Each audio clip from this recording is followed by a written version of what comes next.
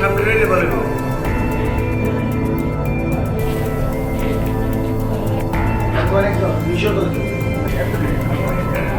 এই যে বিষ আর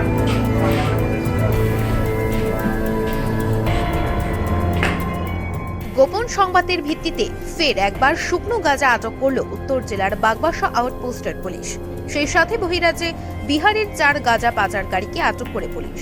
বহিরাজ্যের 4 গাঁজা পাচারকারীর নাম রাজকুমার রায়, রাজু রায়, মোহন রায় এবং বুল্লু রায়। তাদের বাড়ি বিহারের বৈরাশী জেলায়।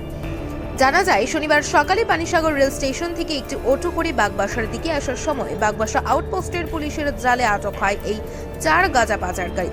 তাদের ব্যাগ সহ তাদের শরীরে তল্লাশি চালিয়ে তাদের শরীর থেকে ছোট ছোট প্যাকেটে মোট 15 কেজি গাঁজা উদ্ধার করে পুলিশ। এই ঘটনায় ধর্মনগর মহকুমা পুলিশ আধিকারিক দেবাশিস সাহা জানিয়েছেন, গোপন সংবাদের ভিত্তিতে এই সাফল্য আসে বাগবাসা আউটপোস্টের পুলিশের।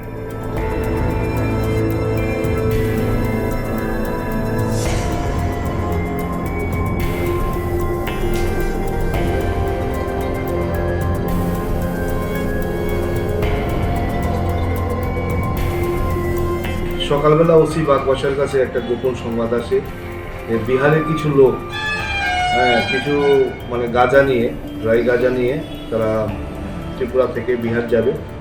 সেই সংবাদের ভিত্তিতে ওসি বাগবাসা সিভিল পোশাকে একটা অপারেশন করে। তো অপারেশন করে আমরা 5 জন বিহারিকে একটা অটো থেকে আটক করেছি এবং তাদের সার্চ করে তাদের শরীর থেকে কনসিল্ড অবস্থায়, লুকোনো অবস্থায় আমরা অনুমানিক 15 কেজি গাঁজা উদ্ধার করেছি। তো এই শরীরের মধ্যে লুকোনো অবস্থায় ছিল এবং তাদের ব্যাগের মধ্যেও লুকোনো অবস্থায় ছিল। তো এই 4 জন আসামি বিহারের বাসিন্দা বৈশালীর। তো আমরা একটা নির্দিষ্ট NDPS মামলায় আমরা একটা কেস রেজিস্ট্রেশন করেছি এবং কালকে ওদেরকে মাননীয় আদালতে প্রেরণ করা হবে।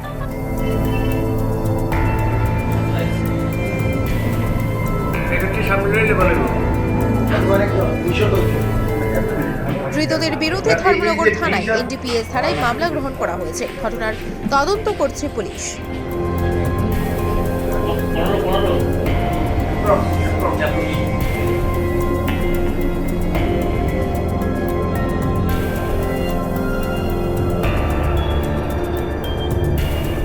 Report Chopra news 8।